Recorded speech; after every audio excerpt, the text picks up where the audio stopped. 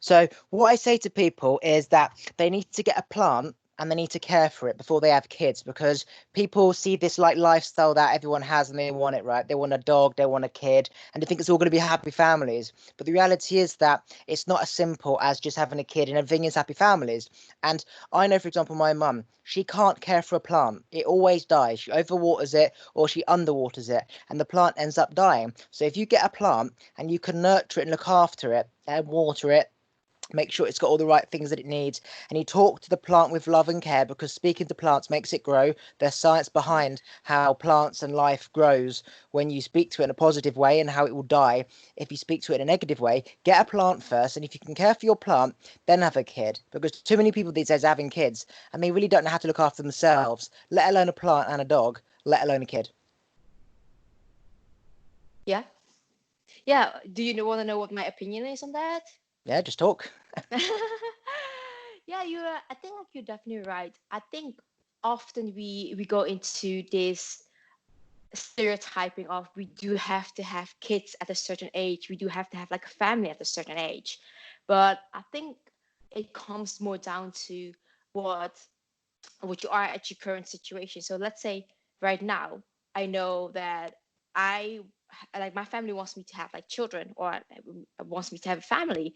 But if I'm not ready to have a family, then I'm not going to have a family because I have that peer pressure. So I think like what we have to focus on first is actually developing ourselves, as we have to be whole first before we can, for example, we can't find our happiness in like a partner, we can't find our happiness in a kid to just meet the stereotyping. So going down to your point of like having a plant and really taking care of that, I think to be able to take care of the plant, you really have to take care of yourself first, because you have to make sure that yourself are in the best state first before you can take care of anybody else.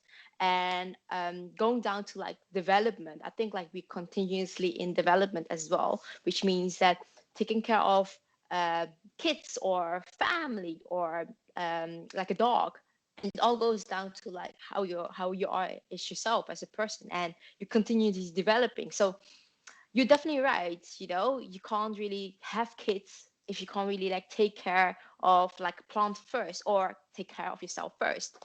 So yeah, 100%. Like I agree with you. And that's the thing, right? A lot of families, they want to control the generation below, so they Yeah. want to have grandkids at a certain age for them, Yeah. so they can be young enough to do things with the grandkids, which means the child, aka the person below you, for example, Yeah. has to have kids at a certain age. And then if you've got any siblings, if they've got children, then you want Yeah. cousins the same age, otherwise it becomes imbalanced. And it's this thing about forcing this balance in a certain box which simply doesn't exist. And if you are not ready to take care of somebody else because you still haven't taken care of yourself, then the child's going to miss out on the energy that it needs that you're putting to yourself, or it's going to be this backwards and Hmm. forwards where you're giving half to the kid, but really you're taking half for yourself and you're taking away from the kid for you.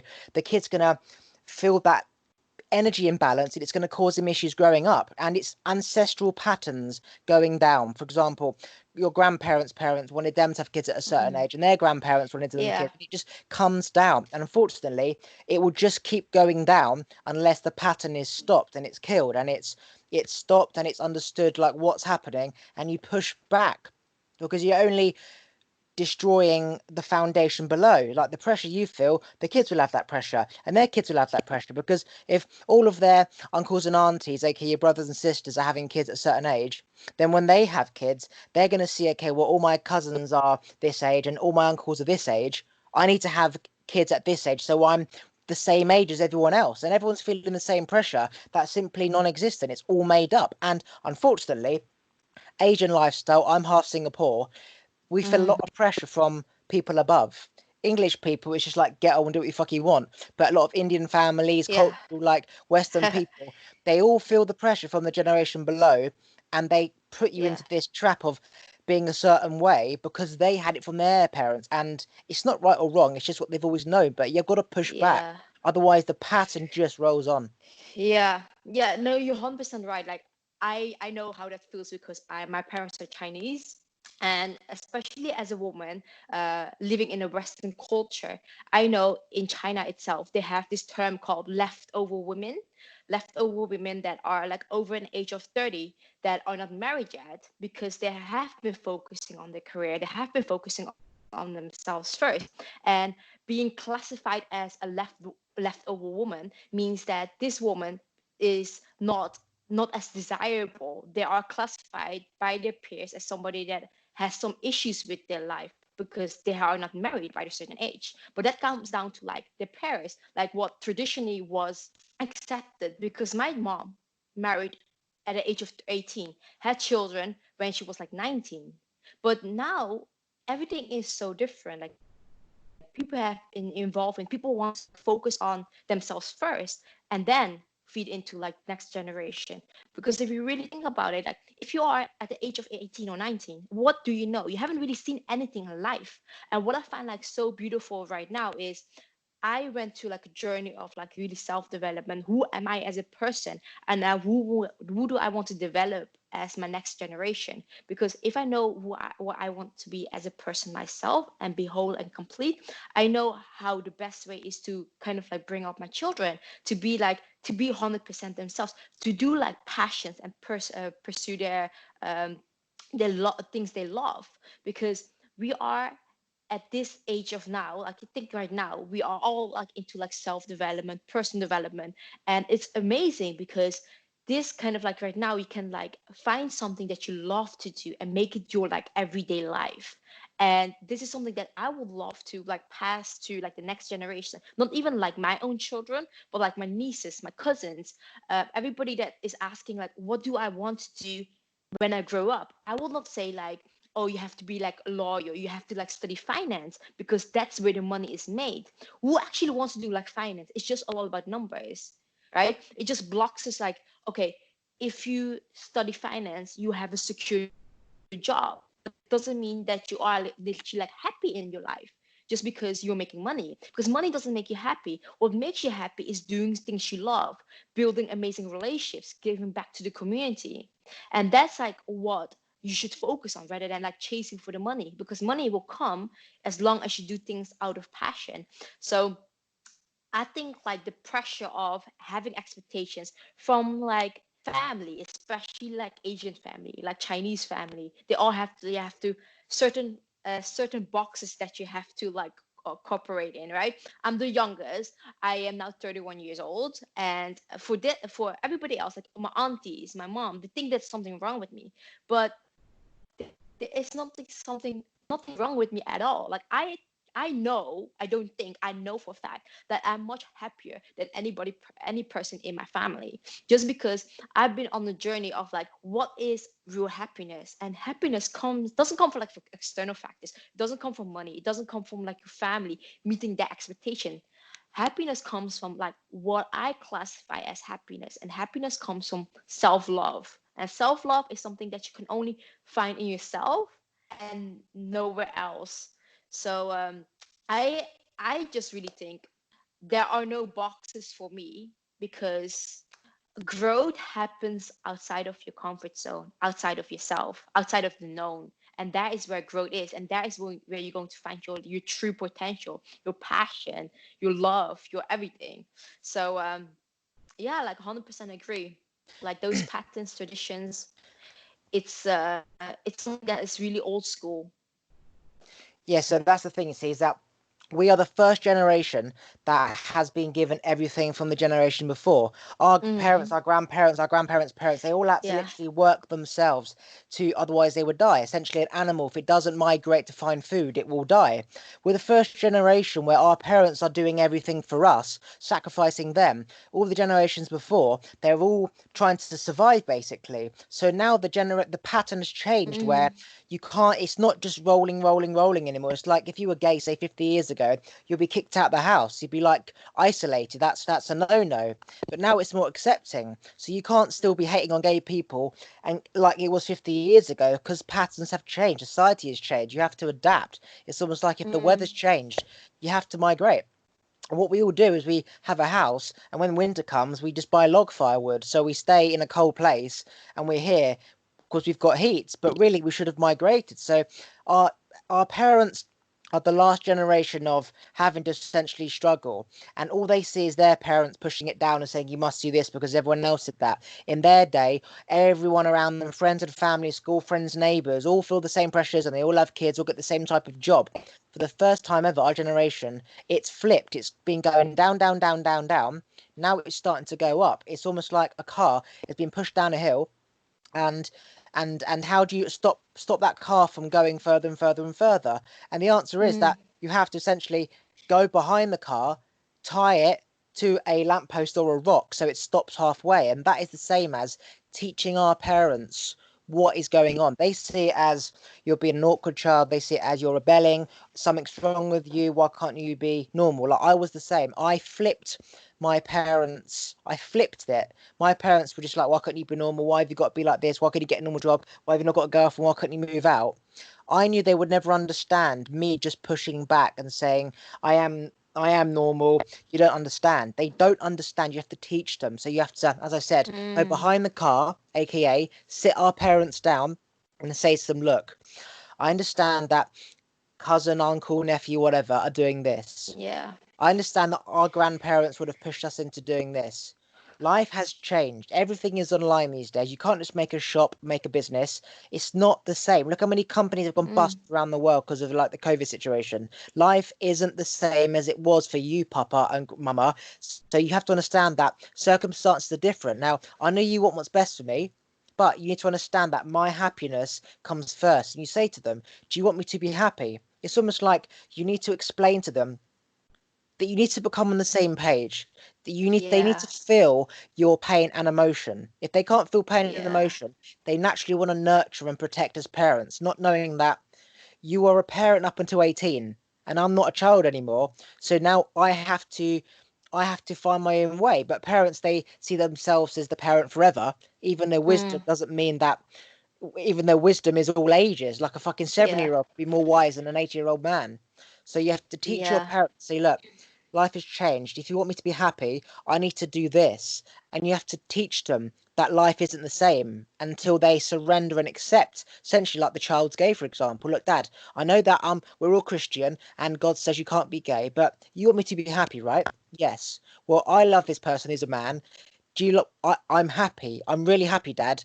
Do you want me to be happy? They need to connect. They need to feel that mm, connection and the empathy and the sympathy, and they will come around. And that is how you break the patterns. As I said, I broke my parents' patterns of what could you be normal, what can you get a job? Because I spent 2 years teaching them every single thing about enlightenment, spiritual awakening, how the world works, how governments work, how school systems, medication industry, doctors, normal, what's normal, why they had that belief, parent, ancestors. I reprogrammed my parents because they had yeah, such a in effect on me growing up. Like they were the leaders, they were in control, that I listened to them, everything had to go through them, that they just kept funneling it down, and I had to essentially reprogram them. Otherwise, I couldn't be in the same room as them because we would just be two different people. Like they were deaf and I was blind. Sorry, they were deaf and I could hear. Like, yeah, how do you communicate? You can't. So I had to basically heal the reason why they were deaf. Now they hear me. yeah, yeah. No, I 100% agree. And I don't think there is a right and wrong between anybody because my parents, they know what they know and they don't know what they don't know, right? So them kind of like getting into a world, especially now that everything is like digital. Like you can from China, you can see Holland, you can see London, you can see everything, right? And everything is just like exposed there right now on the internet. And I think like the eyes are opening at the moment, but we can't really like I think like for me, I can't really blame my parents of not knowing what the digital age is, for not knowing that you can make money online, you can have a business online, you can be like a coach, you can have like online business, because they just don't know what they don't know. And I agree with you, we have to educate them, because as long as they know what progress you are making, that they are in loop of your life, because that's kind of like the carrying, the controlling of like, you're my child, I want the best for you, and I just want you to be happy. but their happiness definition might not be my happiness definition. And if you can explain to them like what actually makes you happy, then they can understand that that is your happiness and that's what you are striving to. So for example, um like going back to culture, right? Like Chinese culture, it's all about status. It's all about like you have to have a certain car, you have to have a certain house, you have to have a certain job, and that is happiness for you. But outside outside all the material stuff, there is not really like some like substantial. There's nothing there. So like my happiness doesn't come from material things. The happiness comes from so many other things, right? Like that you can enlighten your peers, that you can contribute to them, and on this making them understand what your definition of happiness is and educating them makes them like more aligned to what you're actually working to. And I tell you like this, for my parents, like my mom is a Tai Chi teacher, right? She knows about energy, she knows about Chi, but for her to understand that things have developed so much more, that actually like Tai Chi is not only like an exercise. It's not it's not only like movement, but flow. And if you flow, then you can get so many things that make you aligned, make you balanced, and can make you achieve so much more.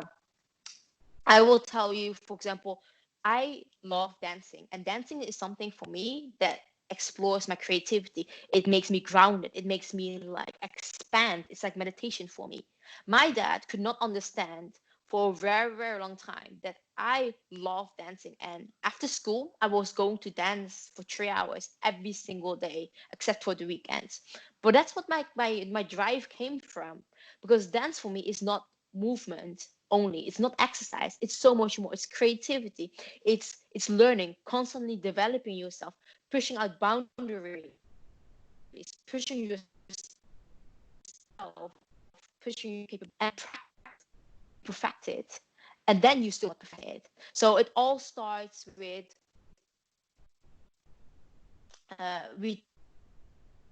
you what you kind of want. That's what I have been doing all my life, me being an expat in London, right? An expat, and moving away from Netherlands because I'm Dutch, but having no accent because I'm neither Chinese nor Dutch as a person.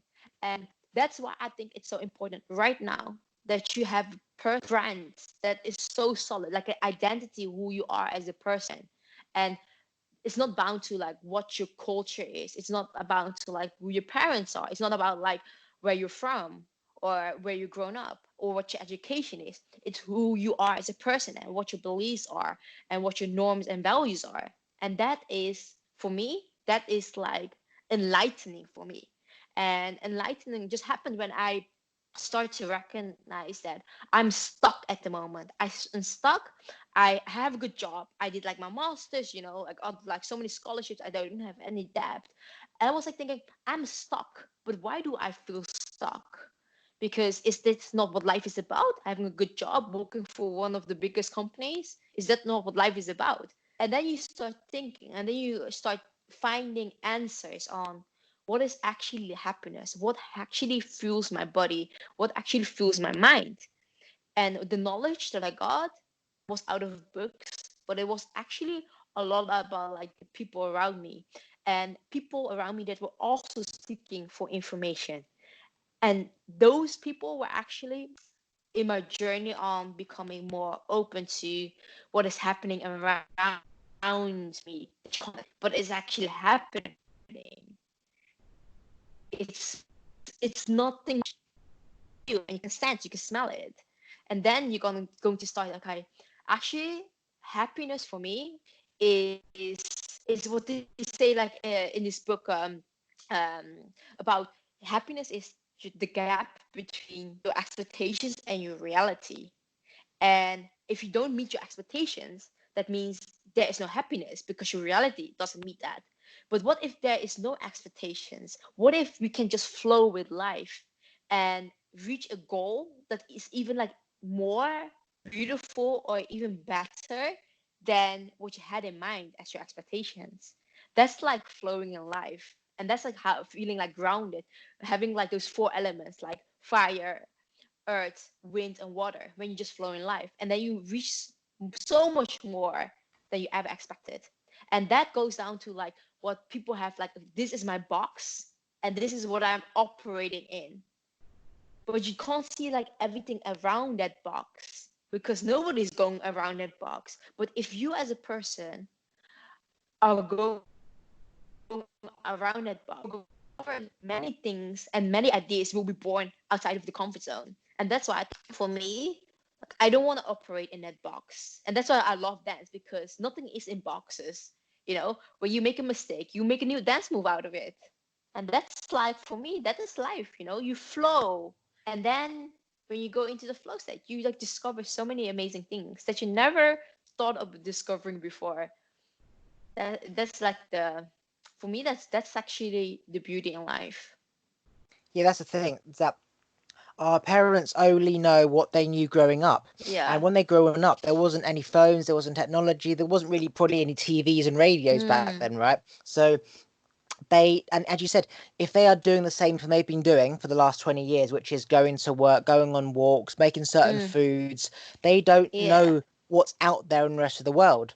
They aren't looking at what's going on in other countries around the world and online because they're not focused on that, whereas our consciousness is made up of all the stuff that's happening online. We see like a dance tribe in Bali, we want to go to Bali, and then we mix with all these people who are awakened. Now our conscious and our thoughts are on awakening stuff, whereas when we left, our parents think we're just still thinking about finance or going for a job interview or going for a walk in the local park. Like what you focus on, you then become more of, and you now are exposed to Mm, that. You need more of that.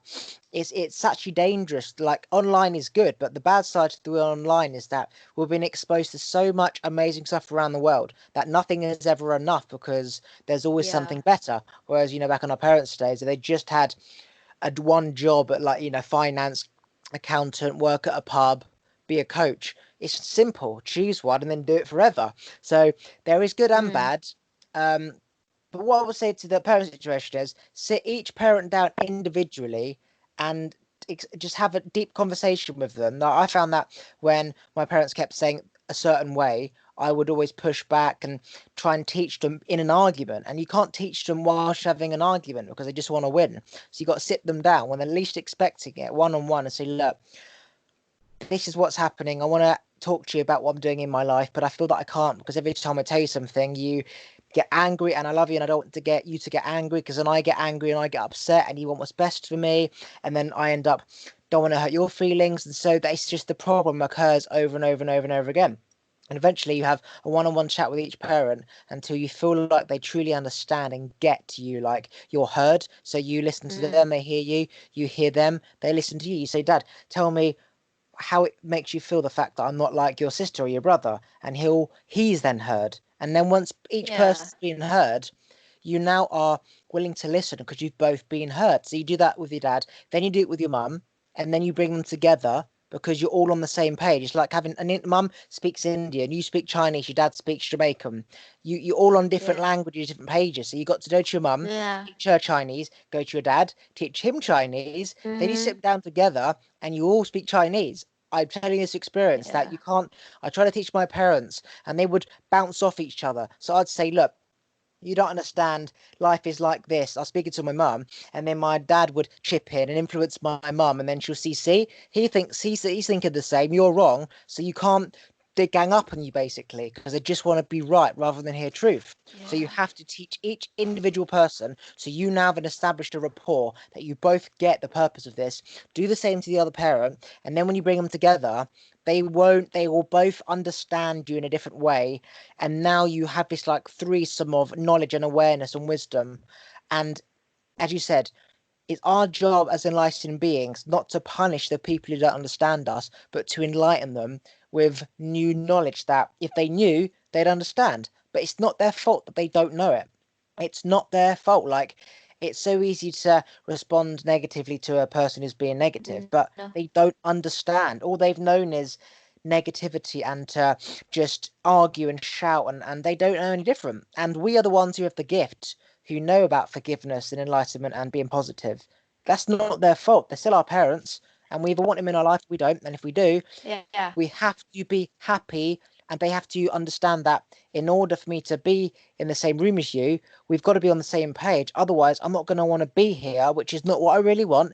It's not what you really want. So we have to compromise. And then that's where the Yeah. communication comes in. Yeah, I agree with that. I actually had a thought about this the other day, and I had a breakthrough. My breakthrough was in the Chinese culture.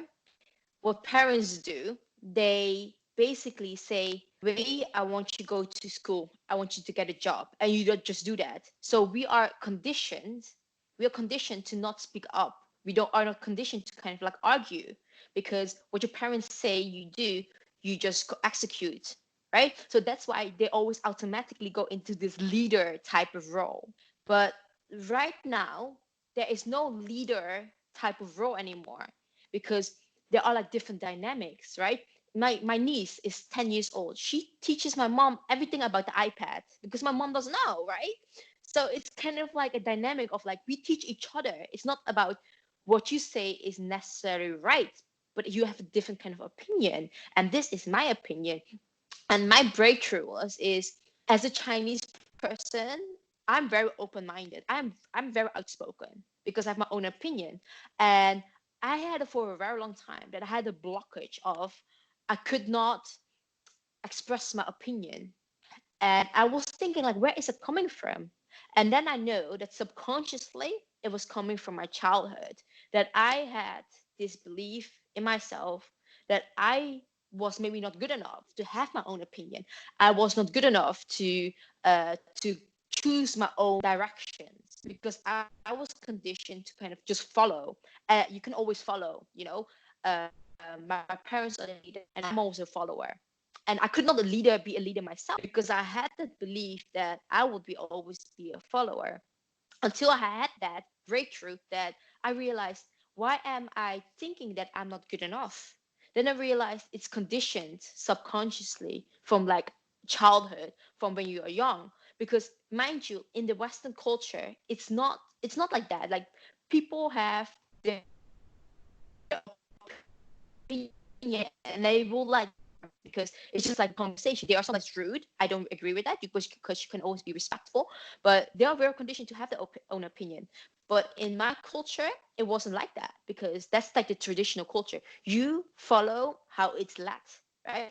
But nowadays it's like liberal. You have your own opinions. You have your own way of doing things, and that's why I had this breakthrough of I want to study abroad. I want to be an expat abroad because, mind you, if you go abroad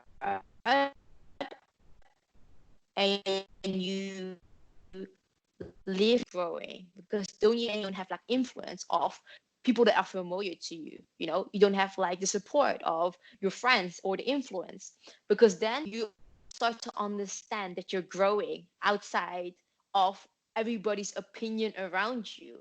And what you report back to your parents, the relationship that I have with my parents right now is so much better than ever had to be when we were together in the same household all the time. When they see everything that you do, but they don't see everything that you do because they kind of like see what they want to see, but they don't actually want to see, right? They're like, oh, you are every day at home, you're just dancing, you're just going to school. When are you going to do anything with your life? But when you report back, you can like make those moments appreciative. Like you appreciate the little moments that you have with your parents. I report back to my parents. I say like, because I'm showing that I'm the bigger person. Like my mom has like a tantrum of that she's like upset with my sister or whatever it is. And like because I've been working on myself a lot, I'm telling my mom, I'm like, why are you upset? Why are you affected by this? Because you should be just enjoying your life. You're like old now, you don't work. Just go out for dinner. Just enjoy it. Go to the park. Just enjoy things that you love doing. You don't have to be it's a choice to be involved in certain situations. And then my mom was like, oh, you're actually like grown, you're teaching me something. And then she's like, oh, I'm having more respect for you because you being grounded and teaching me something, I never had that before. They never experienced that from any of my siblings, right? That I'm teaching them like this is, you know, don't be affected by it. Just choose. You can choose. You can choose to be happy. You can choose to be angry. What are you choosing? Yeah.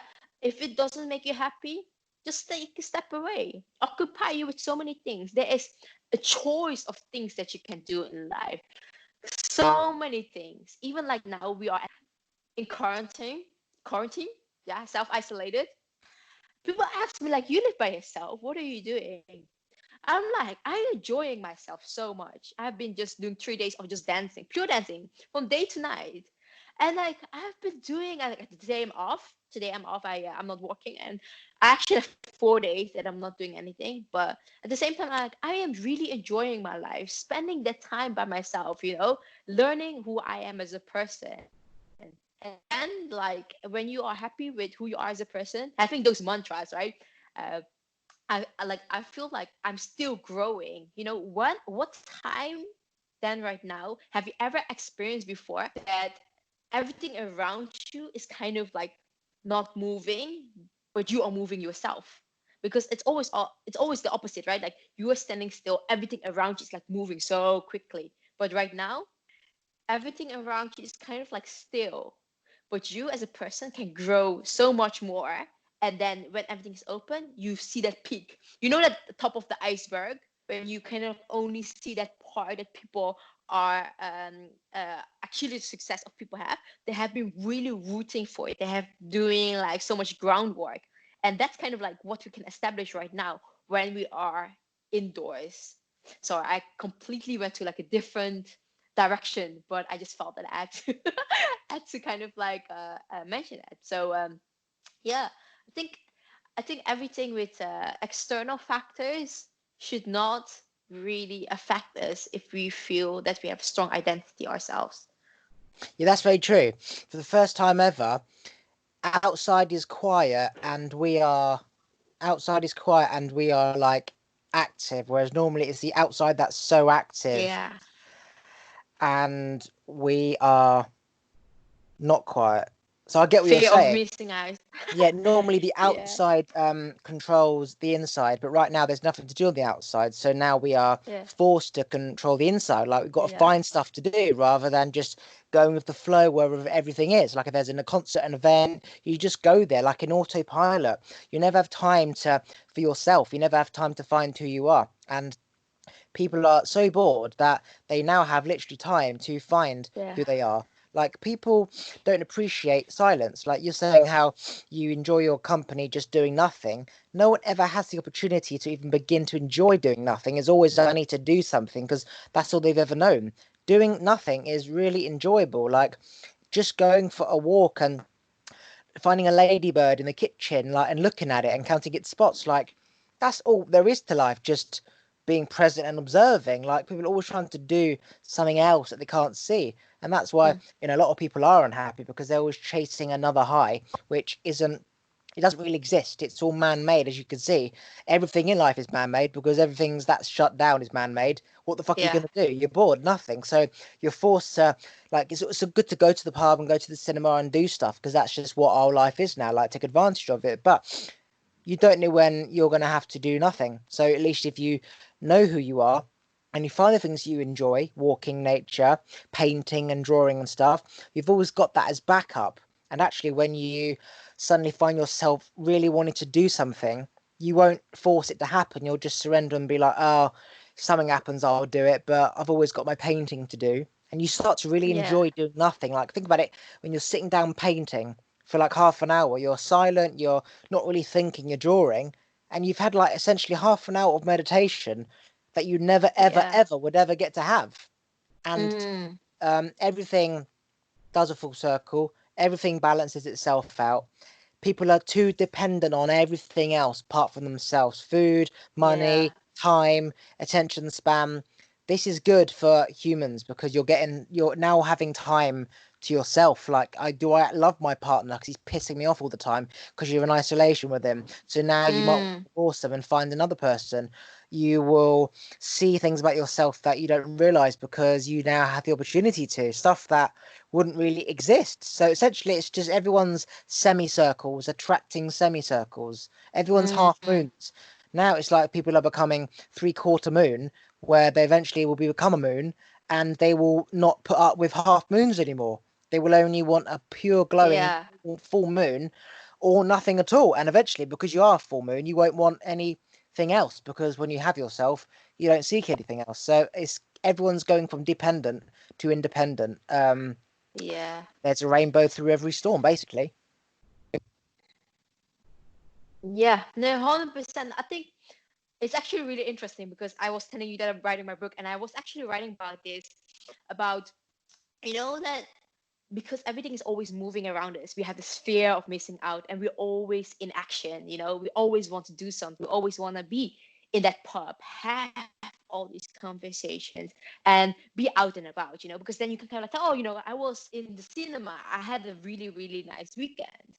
But nobody ever actually is really interested in you when you say like, oh, actually, I had a really nice time by myself, because you want to kind of like have that people that are interested in you because you have like good stories. You're like interesting, right? But because we are so conditioned of like that external validation that gives us like our self-worth.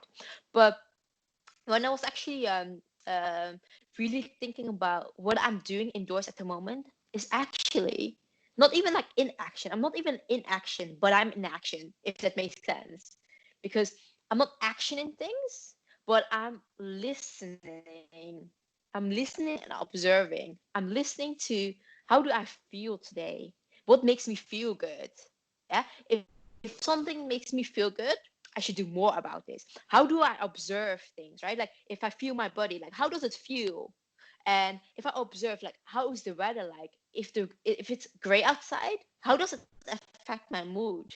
Because if it's gray outside, I don't know if you have that, but if it's gray outside, I feel like down. I feel like down when the sun's out there.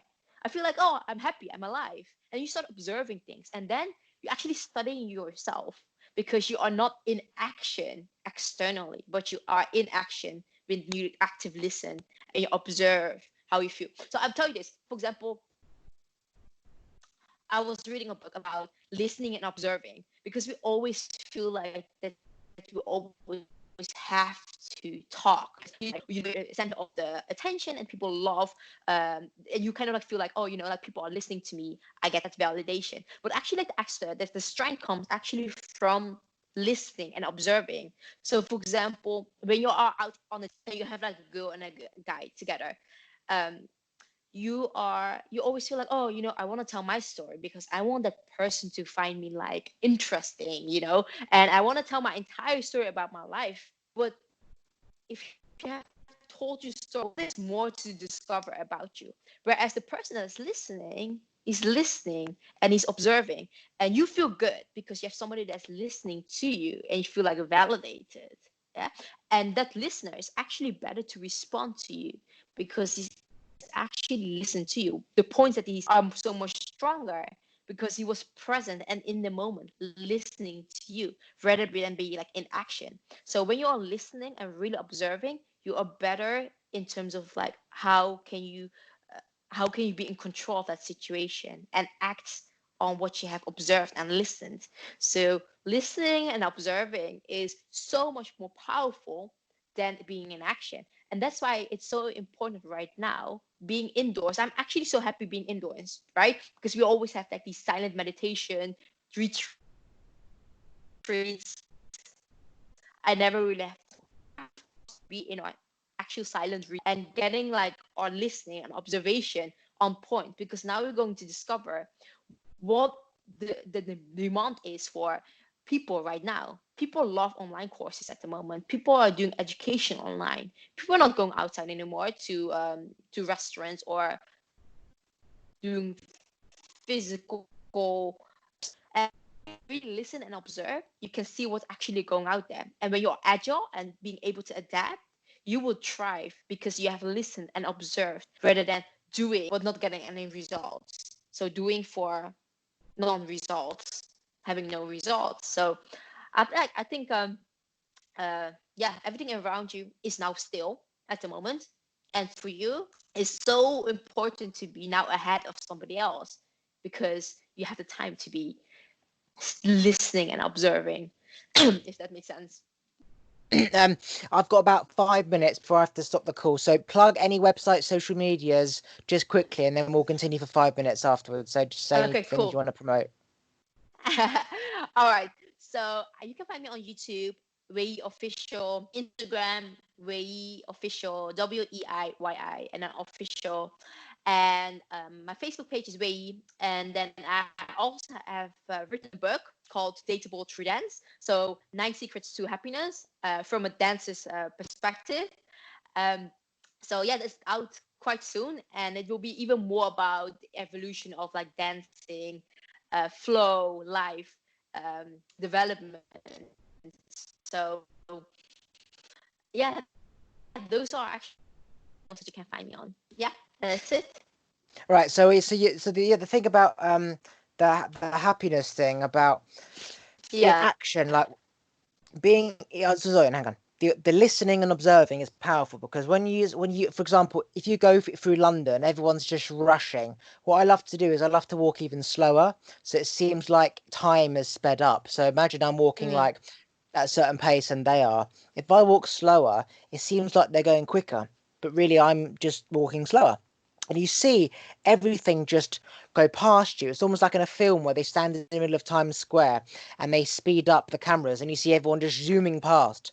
Well, that person is observing and is aware of everything, and he's not letting the outside control him. He's controlling himself and listening and observing rather than going with the flow. It really is powerful when you're in a room which is flowing, but yet you're not flowing. So you're the one who's in a pub, quiet, listening to and observing everyone and what they're drinking and how she's not actually drinking her wine, and I wonder why that is. Like maybe she's pregnant, but you wouldn't have seen that if you're just constantly Mm. flowing. And you're seeing how that person's ate 3 packs of crisps and he's a fatty bum bum. And you just see things that you don't normally see if you're in action. And that is interesting how for the first time we're not in action and outside is in action, whereas before it was everything else is in action and we are in action. So it literally has flipped.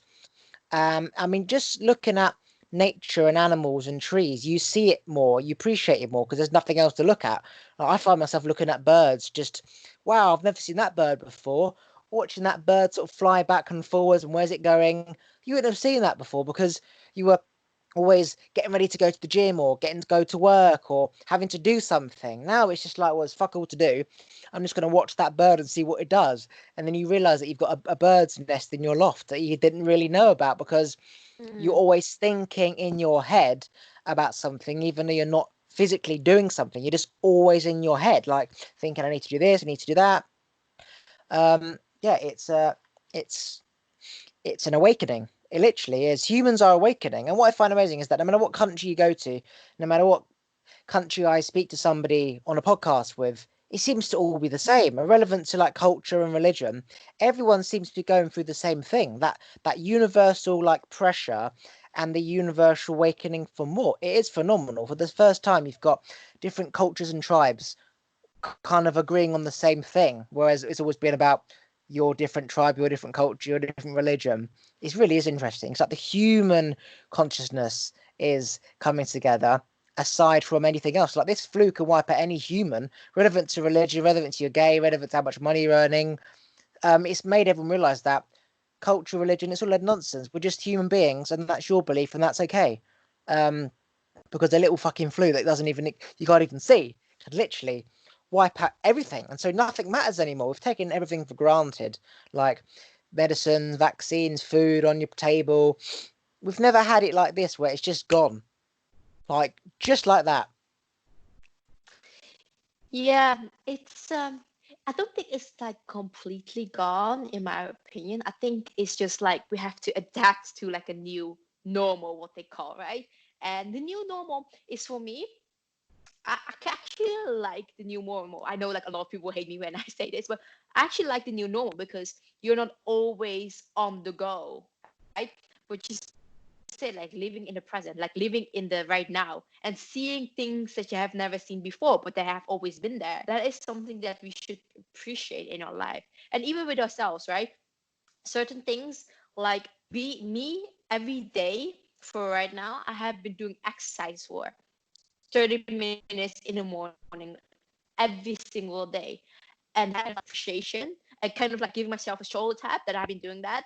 That is something that we don't really do that often, because we always go to the next thing, you know. I've done well and I can do so much better as well. Yeah, and then being like grateful for what we actually have and enjoying that moment with ourselves and with the people that, that we maybe like quarantine with. So I think that is like something so beautiful, and we just should like really appreciate that. 100%. Right. I've got to wrap this up. I'm going to press for a stop. So wait there and I'll just say goodbye, okay? Yeah.